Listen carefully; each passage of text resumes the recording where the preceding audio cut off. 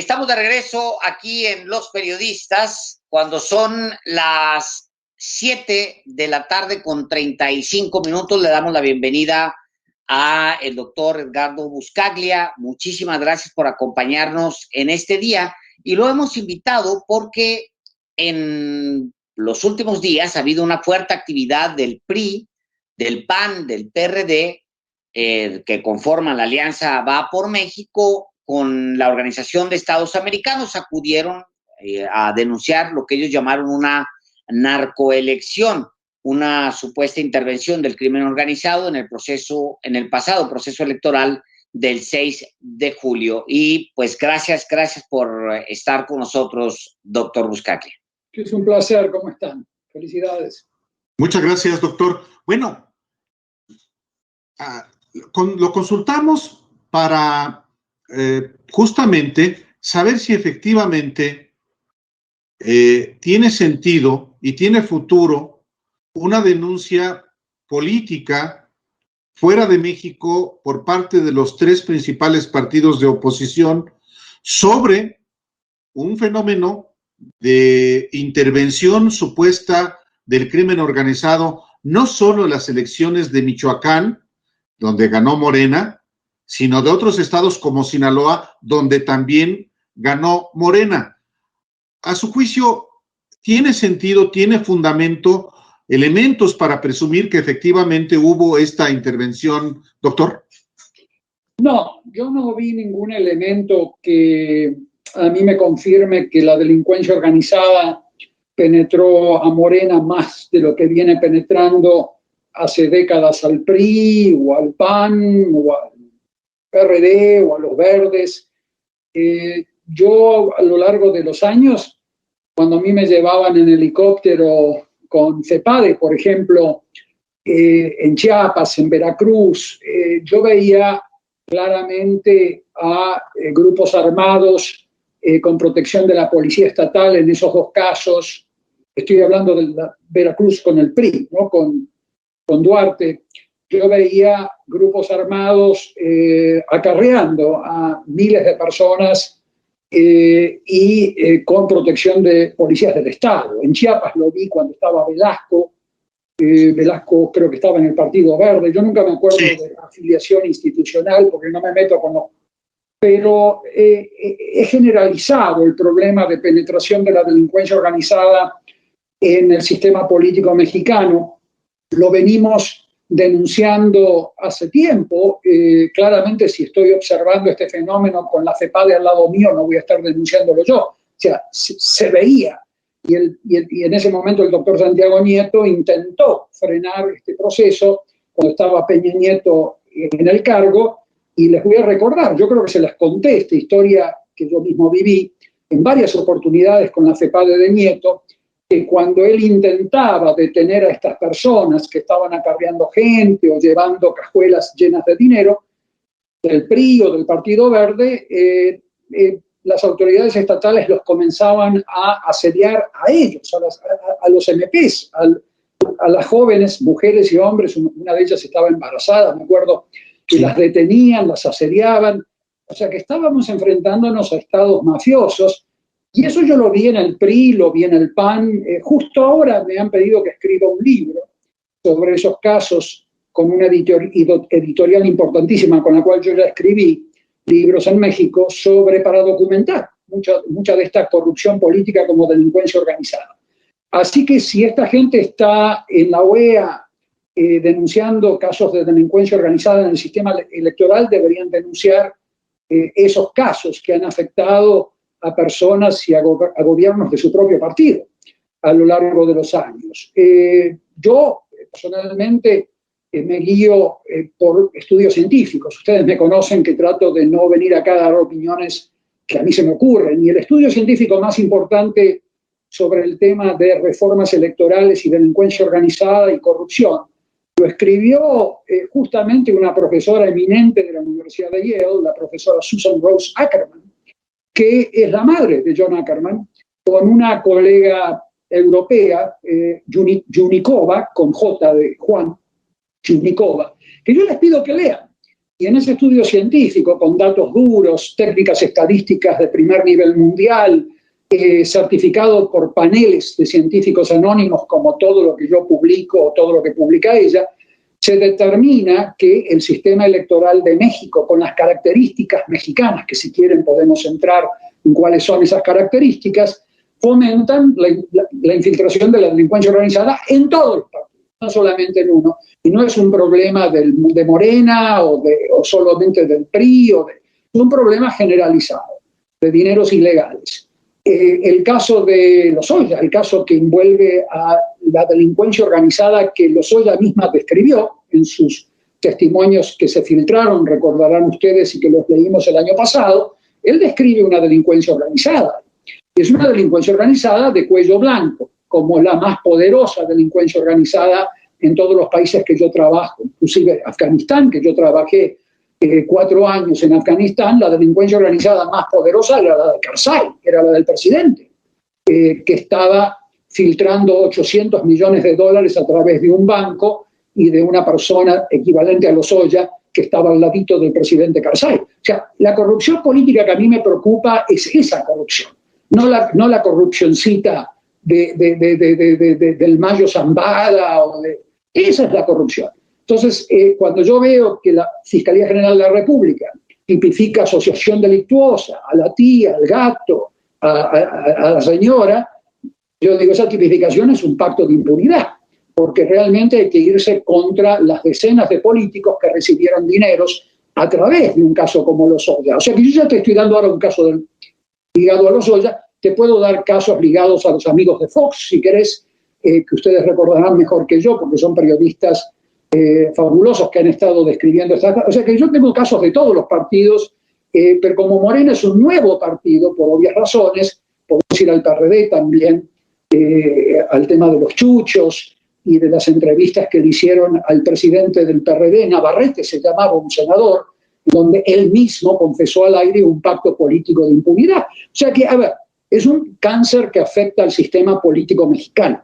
Entonces, que comiencen a denunciarse entre partidos haciendo circo, me parece que es un servicio muy pobre a México y me parece una actitud muy poco patriota y ante todo me parece una actitud hipócrita, porque primero nos tenemos que mirar en el espejo antes de entrar a acusar a partidos sin la evidencia. Yo no vi evidencia de la infiltración que ellos hablan. Ahora bien, el Mayo Zambada, por ejemplo, le pone huevos a todas las canastas, nunca le pone todos los huevos a una sola canasta.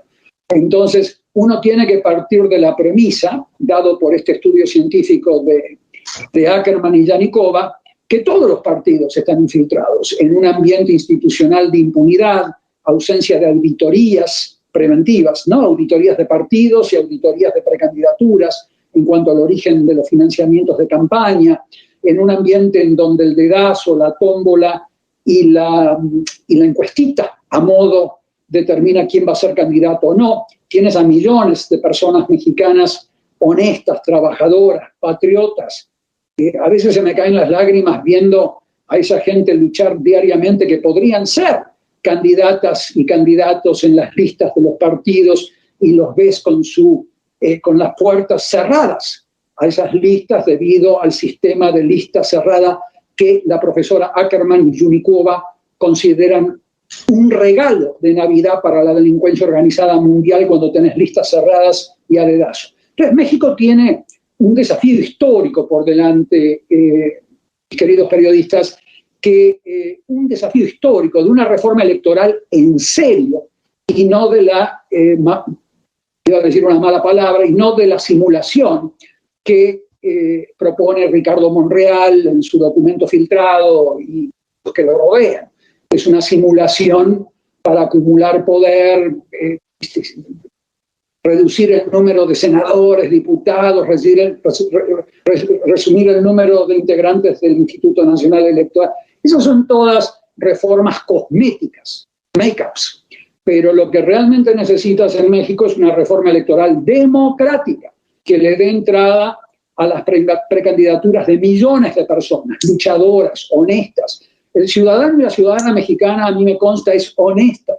Personas trabajadoras, mucho más trabajadores de lo que yo veo en Europa o en Estados Unidos, por necesidad, obviamente, trabajan de eso. Esa gente tiene que entrar a las precandidaturas de partidos en todas las listas y someterse a auditorías de los orígenes de sus capitales para financiar sus campañas, someterse a preliminares, a elecciones preliminares en cada partido, auditadas por auditorías de sociedad civil que no existen en México. El doctor Nieto las trató de proponer y lo sacaron a patadas. Como te podés imaginar, auditorías de sociedad civil de las elecciones primarias en cada partido, y ahí vas a ver que va a ser mucho más difícil para el Mayo comprar elecciones como lo hace ahora el por mayor. Entonces, yo te digo lo que vi.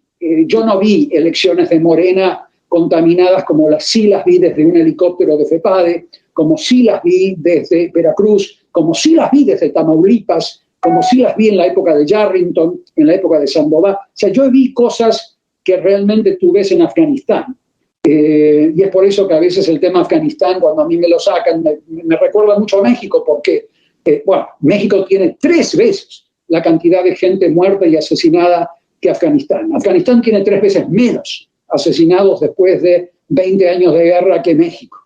Imagínense ustedes lo que les estoy diciendo. O sea, que este proceso electoral mafioso cuesta vidas humanas, porque en el fondo los grupos criminales compiten con violencia para colocar a sus candidatos, compiten con violencia para capturar territorios, no solamente para el tráfico de drogas, sino para controlar sus negocios, sus licitaciones públicas que ellos capturan. ¿Viste? En esas autopistas que hicieron en Durango. Yo vi en Durango, cuando me invitaron a un asado muy rico, el gobernador en esa época, el presidente de la universidad, porque fui a dar una conferencia y yo veía a todos esos empresarios de la industria lechera sentaditos ahí al lado, y yo vi que pasaron de una situación de una guerra civil, similar a una guerra civil, donde había miles de fosas comunes, etcétera, pasaron a una paz mafiosa increíblemente disciplinada por el cartel de Sinaloa. Es ahí donde tenés que ver la captura del sistema electoral y cómo lo capturan. Y el trabajo de Ackerman y Yulikova, que es un trabajo académico publicado en Estados Unidos, yo se los recomiendo realmente, y si no, con todo gusto les doy una presentación resumida porque tienen muchas estadísticas e indicadores, pero con mucho gusto lo hacemos. Gracias, doctor. Yo le preguntaría, a ver, ya estando en los comparativos entre México y Afganistán, ¿en algún momento el gobierno, o más bien durante 20 años el gobierno de Estados Unidos se hace loco con el Talibán, cierra los ojos o deliberadamente ve lo que está pasando y se voltea para otro lado? El gobierno del Talibán pues controla la parte financiera, controla gobiernos, controla el tráfico de drogas en Afganistán, y luego los que propone el gobierno de Estados Unidos deja a Dostum, por ejemplo, que es otro igualito, un señor de la guerra, o deja a Ismail Khan, que es otro personaje igualito que los... De Herat. Yo lo conocí ahí en Herat, justo, sí. Ismail Khan. Que por cierto, al hijo lo matan, fue secretario de carreteras, algo así le llamaron, pero lo matan. Bueno, si fuera a regresar en algún momento el Talibán en México, ¿quién sería el Talibán? Bueno, te voy a dar una anécdota para que veas. Cuando nosotros, la labor mía en Afganistán era dirigir a un grupo de valientes funcionarios egipcios de Tunisia y demás, de abogadas y abogados originados en el sistema islámico del derecho, que venían a capacitar a los jueces y fiscales afganos para poder coordinar sus casos de actos de terrorismo que ocurren en Afganistán con redes criminales transnacionales que cometen actos de terrorismo en Europa, en Asia, en Estados Unidos. Y la idea era que los jueces afganos, por primera vez en su historia, coordinen con jueces y fiscales de otros países. Esa era nuestra labor en esos temas. Les recuerdo que los actos de terrorismo son definidos por 19 convenciones de la ONU, o sea que es un marco jurídico internacional no definido por Estados Unidos, sino también rige en México. Entonces nosotros cuando íbamos a las regiones que tú mencionas, Alejandro, ahí cerca de Herat, donde estaba Han, o en el norte, donde estaba Dostum. Nosotros íbamos y saludábamos al gobernador y obviamente nos anunciábamos que íbamos a ir a entrenar a fiscales. Pero a los que íbamos a pedirle permiso para poder entrenar a los fiscales y para que no los asesinen, íbamos obviamente con custodia de la OTAN, soldados alemanes en el norte y en Kunduz, o soldados italianos donde se come mucho mejor ahí en Herat, donde comíamos scampi a diario. Ahí en los cuarteles de los soldados italianos se come mucho mejor que en los americanos. Ahí íbamos y con un círculo de protección de la OTAN teníamos que irle a pedir permiso al Mayo Zambada de cada región, teníamos que ir a pedirle permiso al Mencho de cada región en Afganistán, que se llamará Dostum o se llamará Ismail Khan, para que podamos entrar y entrenar a los fiscales para que no los asesinen. Y recuerdo en una ocasión que estábamos sentados tomando chai, té, en el piso, como te sientas en esos lugares para tomar té, y me acuerdo que uno de los coroneles de la OTAN se enojó con el jefe paramilitar mujahideen o warlord o como le quieras llamar, y le dijo, mire, no vamos a tolerar más que estén asesinando a los funcionarios que nosotros entrenamos.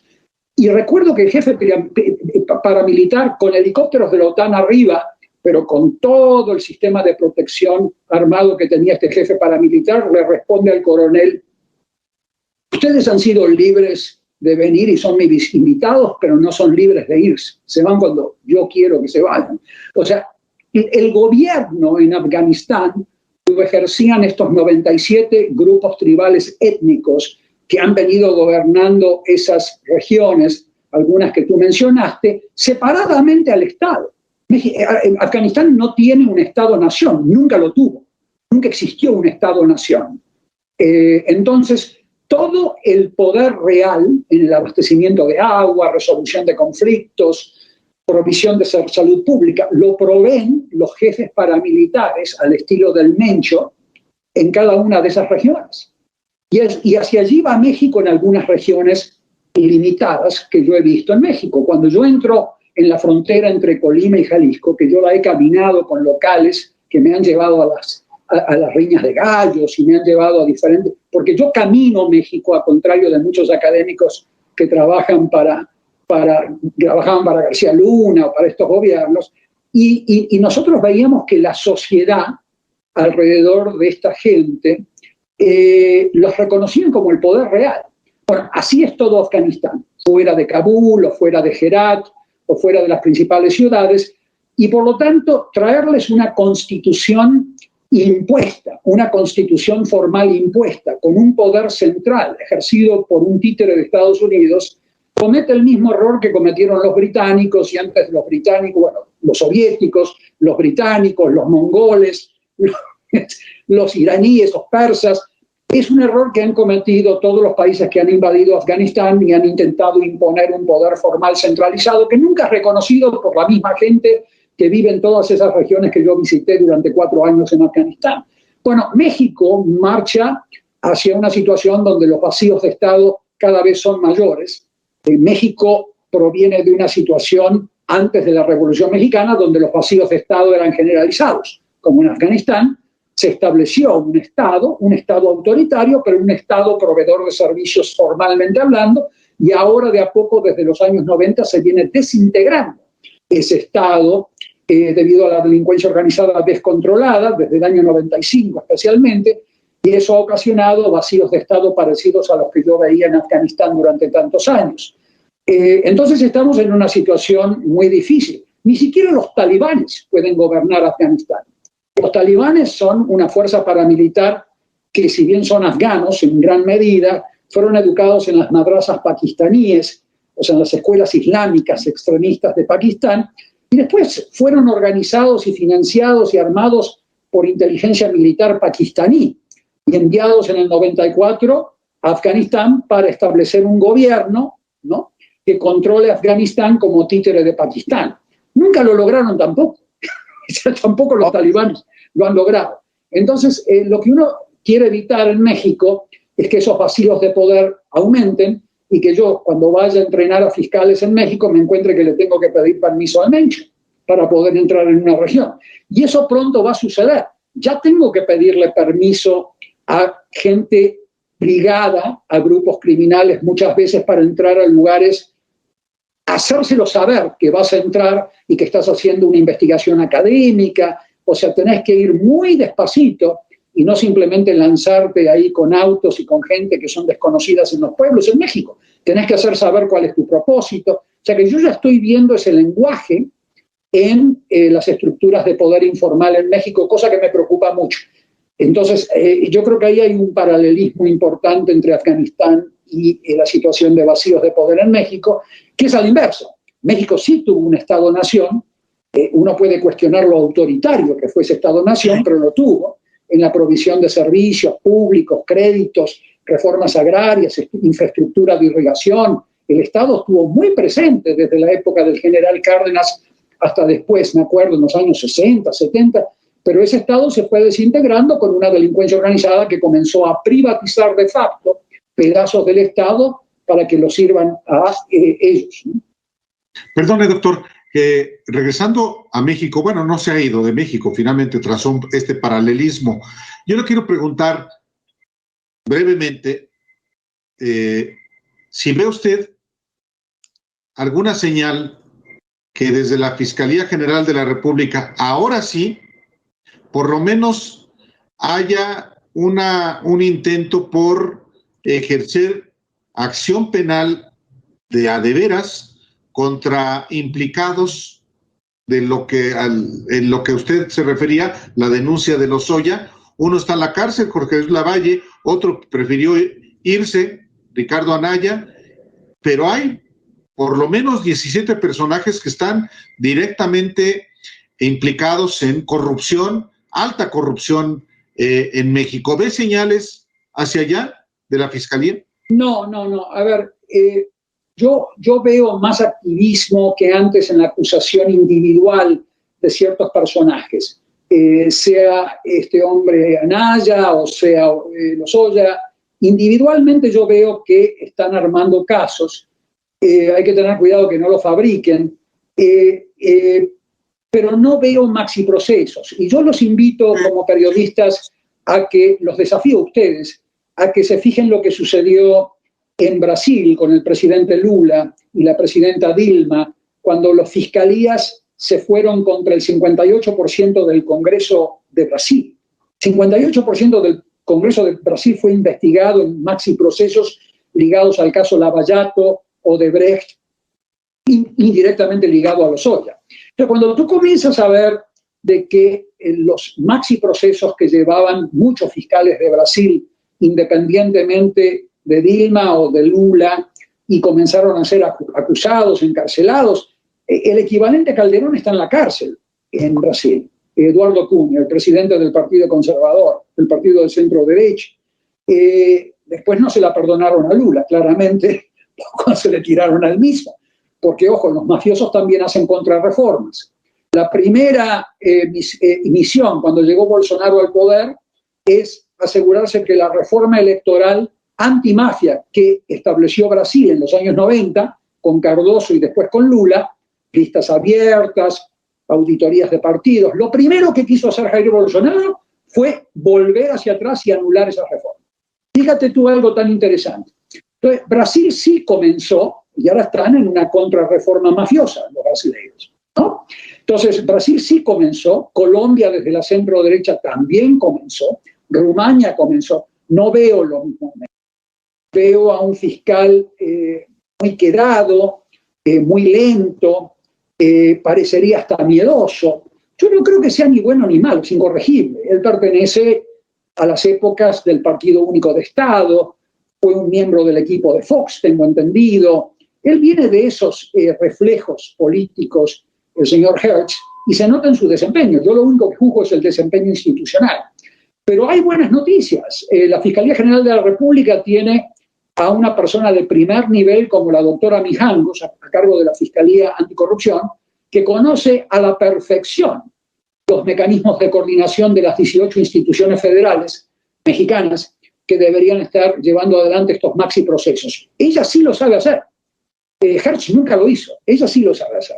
Si ella fuese la fiscal general de la República, o el doctor Nieto, ahí sí tendrías maxi procesos avanzando en la justicia, con decenas de políticos asociados a Lozoya. Él mismo, si tú lees la descripción que te da Lozoya en esos testimonios filtrados, él mismo te está describiendo una red, en donde claramente él hasta le está diciendo investigue, investigue. Eso no vemos todavía que exista una acción institucional en ese sentido, ¿no? Tener maxi procesos. Yo no pido los italianos con 300 personas, pero al menos que tengan un proceso, un maxi proceso que se lleve por delante a las estructuras políticas de delincuencia organizada mexicanas. La delincuencia organizada que creó al Mayo y que creó al Mencho es la delincuencia organizada política mexicana que Lozoya les describe.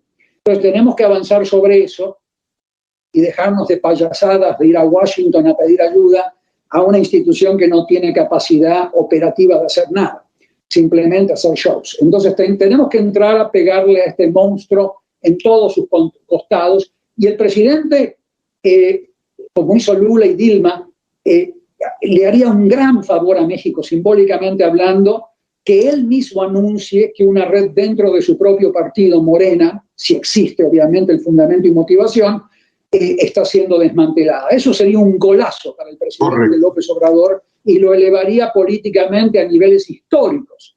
Si él pero hay que tener esa vocación antimafia que requiere mucha valentía política, vocación de estadista, y que no se enoje con la gente que critica estas cosas.